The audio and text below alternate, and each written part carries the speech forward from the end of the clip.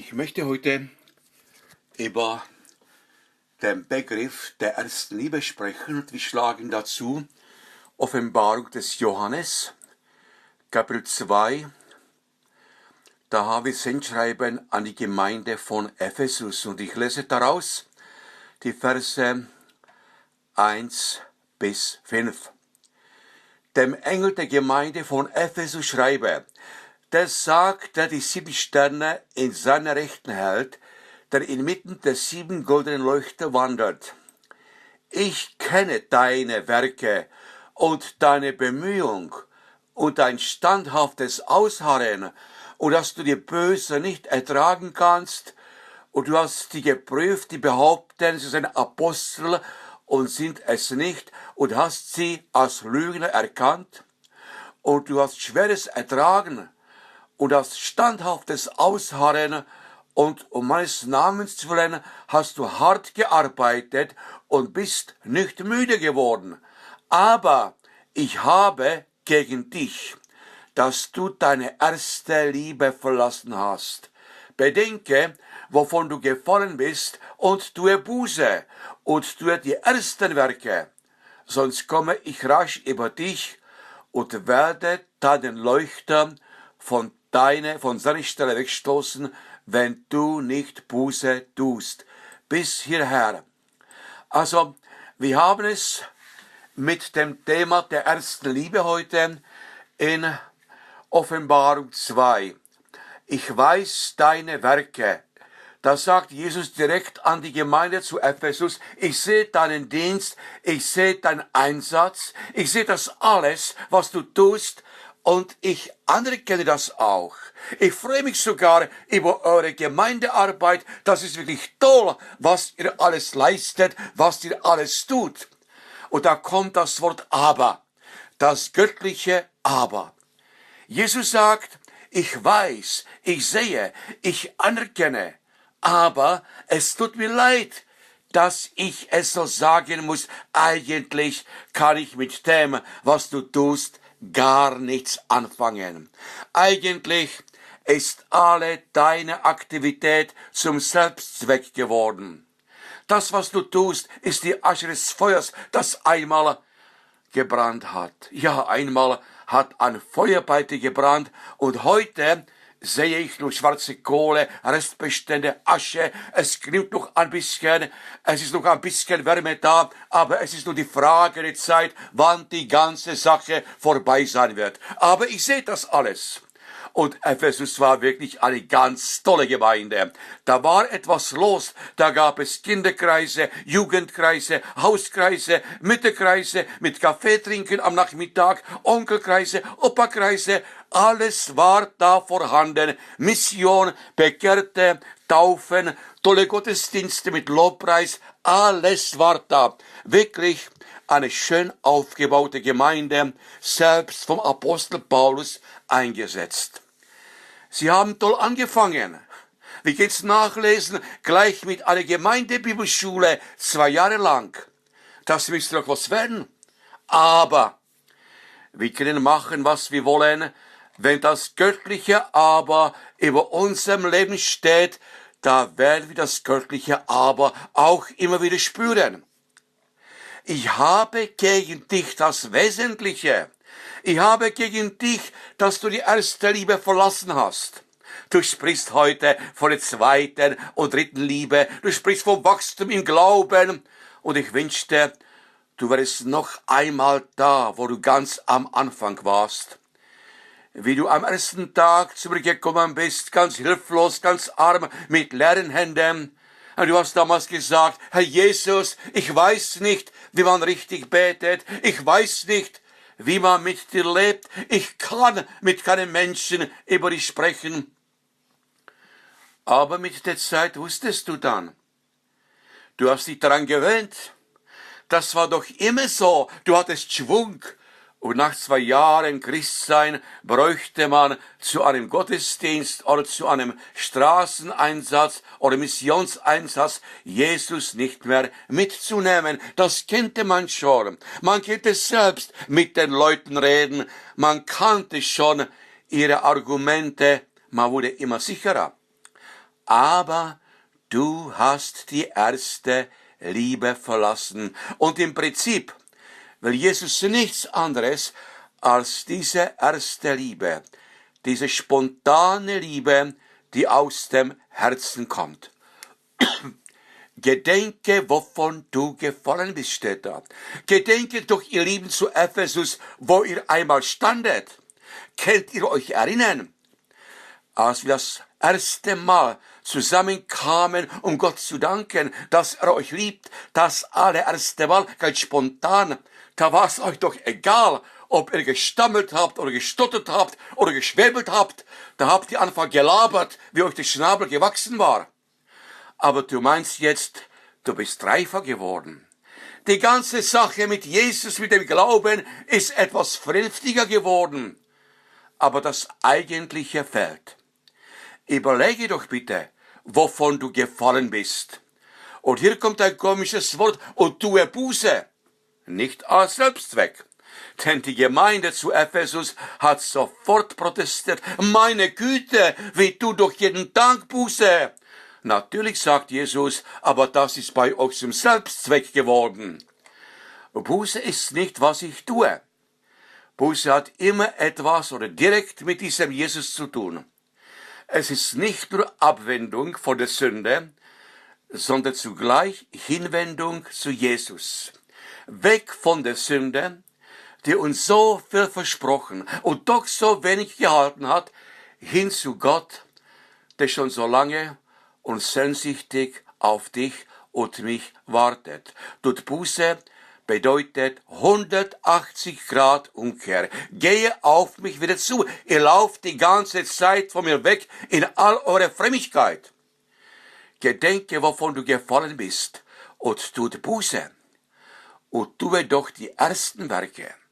Die allerersten Werke, die du schon am ersten Tag getan hast, tue bitte nicht die zweiten und dritten Werke, tue nicht die toten Werke des Fleisches. Ja, was waren das, die ersten Werke? Das waren die, die spontan aus der ersten Liebe kamen. Alles, was nicht aus der ersten Liebe heraus geschieht, können wir gleich lassen, denn Jesus sieht es nicht, weil immer sein Aber darüber steht. Wir haben in Lukas und Johannes Evangelium ein tolles Beispiel für die erste und zweite Liebe. Und wir haben es hier mit zwei Schwestern zu tun. Und von diesen beiden Schwestern können wir lernen, was die erste und was die zweite Liebe ist. Zunächst schlag's mal auf, bitte, Lukas Evangelium,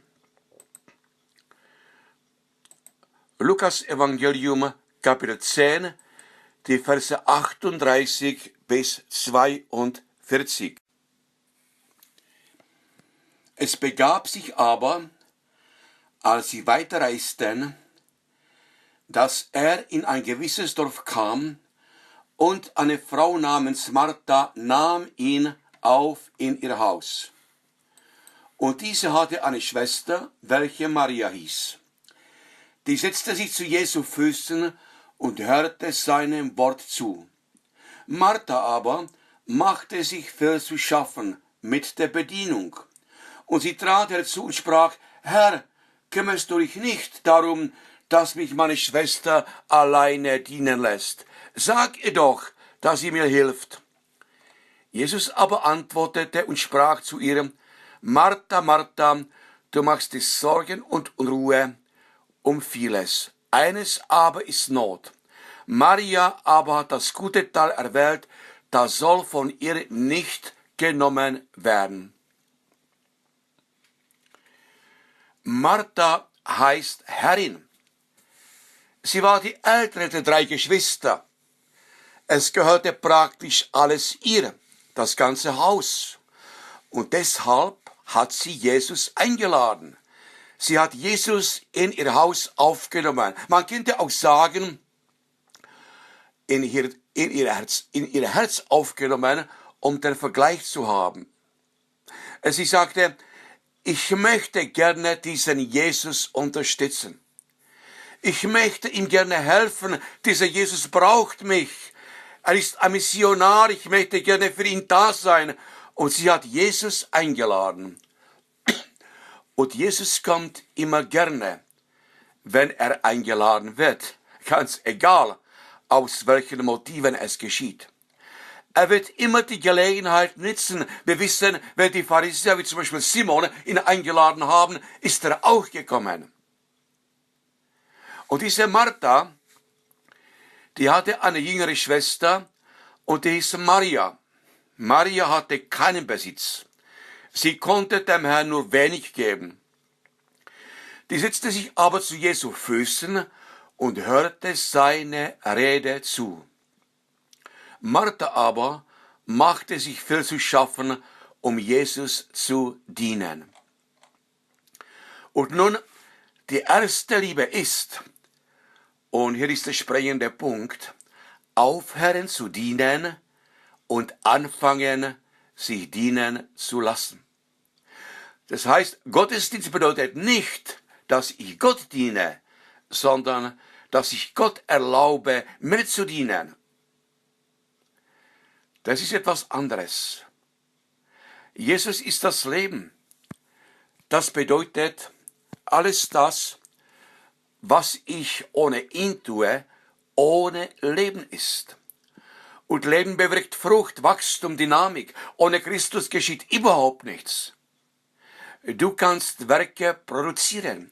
Du kannst dich bemühen wie die Martha, Pfannkuchen, Zwiebelkuchen, alles kannst du für ihn machen. Das ganze Haus bei der Martha hat nach Zwiebel gestunken. Ja, es war gut und Jesus hat das Zeug auch gegessen. Werke können wir tun für Jesus, das steht im Raum.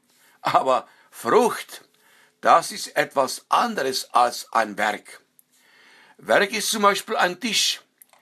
Der steht so lange, bis er kaputt geht. Ein Tisch, ein Werk, was wir selbst tun können.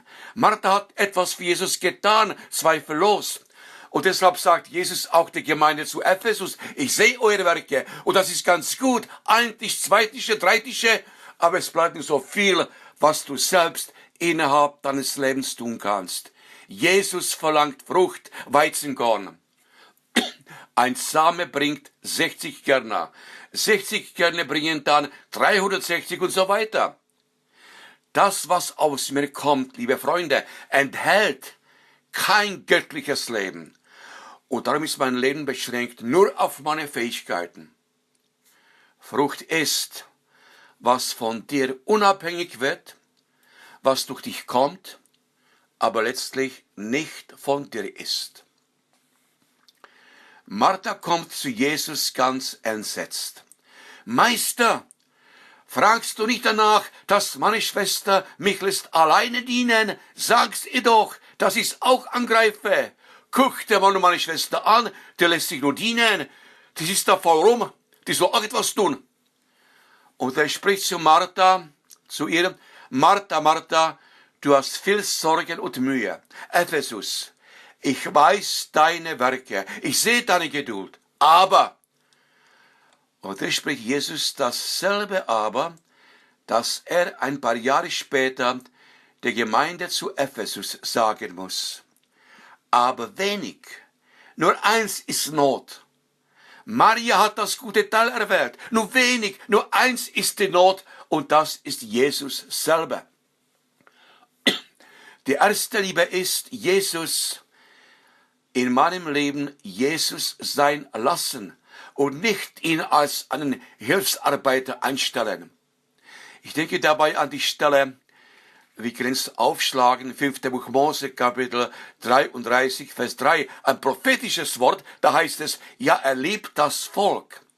Alle seine Heiligen sind in deine Hand und sie lagen sich zu deinen Füßen, ein jeder empfängt von deinen Worten. Und das hat Maria getan. Sie hatte diesen einen Satz verstanden, wie hat er mich so lieb? Und sie setzte sich zu Jesu Füßen und wollte lernen von seinem Wort mit dem Gedanken, was soll ich dir noch bringen? Du hast doch längst alles. Jesus kam in unsere Welt zu dienen und nicht um sich dienen zu lassen. Und nun kommen wir zum Johannesevangelium, zweiter Punkt, Johannes 11. Ich werde es nicht das ganze Kapitel lesen. Ich sage nur einige Verse, es ist ein ganz langes Kapitel. Wir kennen es. Lazarus ist gestorben und Martha befindet sich da in einer Situation, wo sie mit ihren Mitteln total überfordert war. Sie hat auf einmal dem Herrn nichts mehr zu geben. Und ich sage, manchmal ist es gut, wenn wir mit unseren Fähigkeiten und den Möglichkeiten am Ende sind. Vers 20, da heißt es, als Martha hörte, dass Jesus kommt, da läuft sie ihm entgegen. Aber die Maria, die blieb daheim. Frage, hat sie also den Herrn doch nicht geliebt, wenn sie ihm nicht entgegenläuft? Und dann merken wir in Vers 29 noch einen Unterschied. Wir sehen, Martha handelte von sich aus. Maria dagegen wartete, bis sie gerufen wurde. Und dann sehen wir noch einen Unterschied. Vergleichen wir doch die beiden Verse 21 und 32 miteinander. Wir merken, unsere Gebete werden die gleiche sein. Die gleiche Frage, das gleiche Gebet. Herr, wärest du hier gewesen, mein Bruder wäre nicht gestorben. Die gleiche Frage, aber in ganz andere Haltung. Martha kommt von oben angesegelt, aber Maria fällt Jesu zu Füßen. Maria lässt Jesus Jesus sein. Martha dagegen sieht in Jesus nur einen Kumpel, dem sie schließlich so viel geschenkt hat, dass sie endlich mal auch Anspruch an ihn hat, dass er auch mal hilft. Die erste Liebe heißt jedoch, sich zu Jesu Füßen werfen und ihm völlig vertrauen. Vers 22, ich weiß, sagt Martha, ich weiß, rein intellektuell, was du bittest von Gott, das wird dir Gott geben. Toll, das ist Glaube, nicht? Ich weiß. Sie hatte eine Theorie der Gegenwart, die fantastisch ist. Sie hatte sicher eine Bibelschule hinter sich, sonst wüsste sie es nicht. Sie war sicher besser ausgebildet, vielleicht auch klüger, clever als ihre Schwester Maria. Ich weiß. Was wissen wir nicht rein? Alles theoretisch. Und Jesus sagte, Martha, ich freue mich riesig. Ich bin so glücklich. Endlich finde ich bei dir Vertrauen. Du glaubst an das Unmögliche. Deshalb will ich dir das Unmögliche schenken. Du sagst, ich kann alles tun. Fantastisch, Martha. Ich will deinen Glauben belohnen. Dein Bruder wird auferstehen. Ja, natürlich. Ich weiß wohl, die Auferstehung am nächsten Tage, nicht? Merken wir es? Theorie in der Gegenwart und Praxis kommt erst nach dem Tode. Jesus ist jetzt schon allmächtig, konkret wird es erst im Himmel sein. Und das ist bei uns normalerweise die zweite und die dritte Liebe, dass sie theoretisch in der Gegenwart alles kapiert, aber mit dem auferstandenen Jesus erst nach dem Tode rechnet. Hier, wenn wir einmal nicht, herrlich, das heißt in einem Lied, herrlich, herrlich wird es einmal sein, wenn wir, wie geht's weiter, hilft mal, wenn wir ziehen in das Heimatland oder Kanaanland, ich weiß nicht genau, wie das da steht im Kirchenbuch, Liederbuch. Jesus hat aber nicht von der Eschatologie gesprochen, von dem, was einmal kommen wird. Martha hat eine Theorie der Gegenwart, aber Praxis in der Zukunft. Theoretisch macht alles gut, aber in der Praxis tue ich, als wäre er nicht mehr da. Und Jesus sagt, Martha, ich bin persönlich die Auferstehung und das Leben. Ich bringe nicht nur das Leben, ich bin das Leben. Und wer mir vertraut, der wird leben, unabhängig vom Tod. Christen werden nie sterben. Du kennst keinen Tod. Du wirst ihn gar nicht mitkriegen. Wenn du auf deinem Bett liegst und deine Verwandten sagen, ja, jetzt ist der Tod, bist du längst im Himmel. Du bist sofort beim Jesus. Es gibt für Christen kein Sterben. Du gehst praktisch vom Vorzimmer ins Wohnzimmer.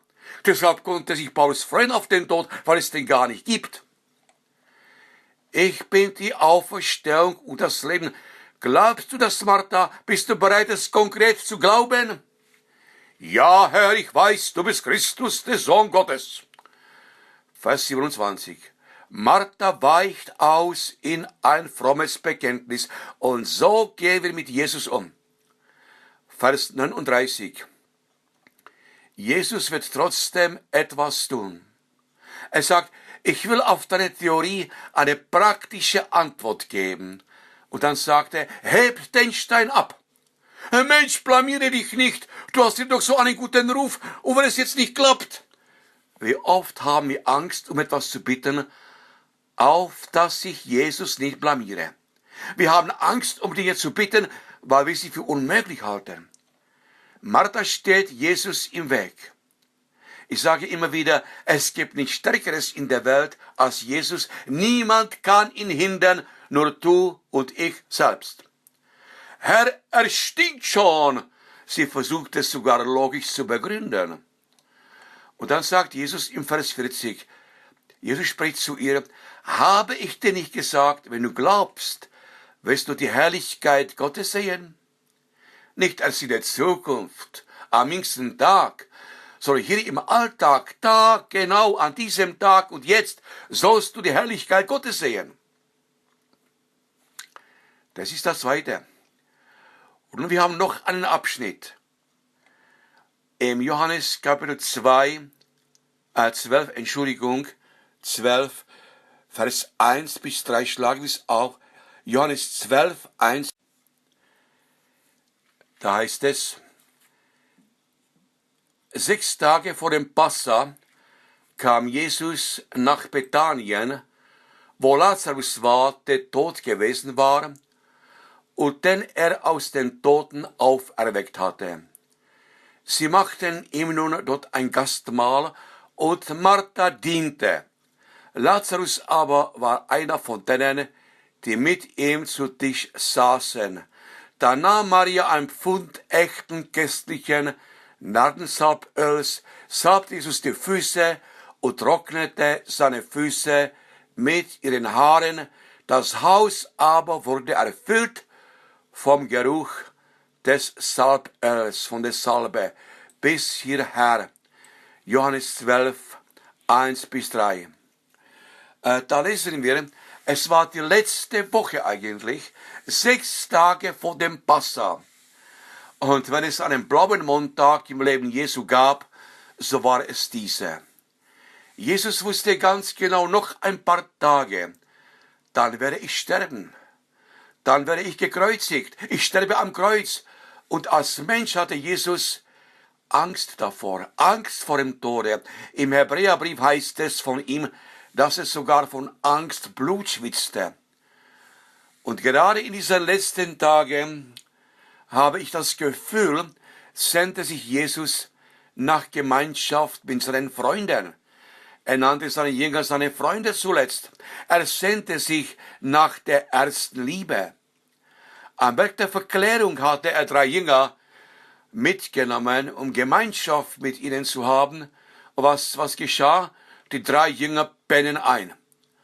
Und ähnliche Situation, ganz ähnlich wie kurz vor seiner Gefangennahme im Garten Gethsemane, da wendet sich Jesus an seine Jünger mit der Bitte, er sagt zu ihnen, bitte betet mit mir. Was tun sie? Sie pennen wieder ein. Scheinbar hatte Jesus keinen Menschen auf der Welt, der ihm verstand, mit dem er sich aussprechen konnte.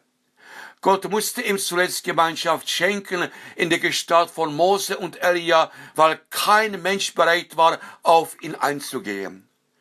Alle predigten Glauben und Buße und vergessen dabei Jesus. Und gerade in diesem Kapitel 12 sieht Maria den Zeitpunkt kommen, dem zu dienen, der sie so geliebt hat. Die ganze Zeit saß sie bei Jesu Füßen. Im Psalm 64, da heißt es, seid stille und erkennet, dass ich Gott bin. Es ist ein wunderbarer Psalm, weil da merken wir, dass die stille Voraussetzung dafür ist, dass ich Gott erkenne. Im Psalm 62, ja. Eine pflichtliche Lektüre eigentlich sage ich, Psalm 62. Stille ist die Voraussetzung dafür, dass ich Gott erkenne und zum Glaube durchdringe. Nur in der Stille erkenne ich, wer Gott ist. Und Maria hat erkannt und angefangen zu lieben. Während Martha diente wieder in ihrem alten Eifer. Vielleicht dachte sie, ach, dieser arme Jesus soll bald sterben, deshalb soll er vorher noch eine gute Mahlzeit bekommen, denn Liebe geht bekanntlich durch den Magen, nicht? Und das ganze Haus roch wieder nach gedämpften Tomaten, Zwiebeln, Hähnchen, Schnitzel, Sauerbraten, Rostbraten. Dazu gab es Pommes, Spätzle, alles liebevoll zubereitet, als Nachtisch, Schwarzwälder Christtorte und so weiter. Und da kommt Maria ganz unscheinbar. Vers 3. Sie hat gelächelt. Sie nahm die Flasche mit dem Salböl. Sie schaute nicht auf den wertvollen Inhalt. Sie schaute nur auf ihren Jesus. Sie hatte Augen nur für Jesus, für ihn. Es war für sie selbstverständlich. Sie hat spontan reagiert. Das hat sie nicht auf der Bibelschule gelernt, dass man so etwas macht. Oder auf einem Theologieseminar. Das hat sie bei Jesu Füßen gelernt, als sie ihm leise zuhörte. Da hat sie bemerkt, dass Jesus im Prinzip die ganze Zeit da war, um Irdis Füße zu waschen. Er tat es dann später am Gründonnerstag bei seinen Jüngern. Sie nahm das Wertvolle, was sie hatte, und zerbrach. Wie hat er die Leute so lieb? Martha stand am Herd, hochgebundene Haare, Schürze um den Bauch, und sie rührte in ihrem Topf die Zwiebel. Das ganze Haus roch danach. Beim Petrus hängte schon die Zunge aus dem Mund heraus. Die ganze Jüngerschaft stand die Schlange mit Teller und Besteck an der Küchentür. Und da auf einmal, und das war viel stärker und intensiver als der Geruch der Zwiebeln, da verbreitete sich ein ganz anderer Geruch, der dem Petrus die Magensäure wieder ein bisschen dämpfte. Und das war der Geruch der ersten Liebe. Martha liebte ihren Jesus, und das war stärker als der Zwiebelgeruch der ganzen Gemeinde samt dem Pastor. Gott will, dass alles, was geschieht, aus der ersten Liebe heraus geschieht. Und wenn du wie Maria das Letzte zerbrichst, da wird dir alles egal sein. Da wirst du endlich frei sein für Jesus. Maria sah nur ihren Jesus, das Haus war voll vom Geruch der Salbe. Das Haus roch nicht mehr nach Schweiß, auch nicht nach Zwiebeln. Das Haus roch nach der Salbe, nach der ersten Liebe. Und was die Welt heute braucht, ist Liebe. Darum sagt auch Johannes in seinem Brief, lasset uns lieben, denn er hat uns zuerst geliebt. Man fängt an, Jesus zurücklieben. Und das überträgt sich auf unsere Mitmenschen, nicht? Ich glaube, dass die meisten von uns nicht durch irgendwelche Lehre zum Glauben gekommen sind, aber sie merkten, diese Leute haben etwas anderes, die glauben, als wir. Die haben Liebe für mich, die haben ein Lächeln für mich. Und so haben wir angefangen, zurückzulieben, zurückzulachen. Die Leute draußen auf der Straße, dort, wo wir sind, am Arbeitsplatz, sie werden nicht in unsere Gemeinde hineingepredigt, sondern sie werden in unsere Gemeinde hineingeliebt. Wir sollen kein Paradies für sie da schaffen, sondern wir sollten am Paradies für die Leute sein. Und damit bin ich am Ende meiner Predigt. Das waren Merkmale der ersten und der zweiten Liebe. Erstens, aufhören zu dienen und anfangen, sich dienen zu lassen. Zweitens, Jesus vertrauen und ihn nicht als einen Höchstarbeiter einstellen. Und drittens, Jesus, so wie die Maria, zurücklieben und ihm das Allerbeste und Wertvollste zu geben. Und das geschah dreimal zu Jesu Füßen. Amen.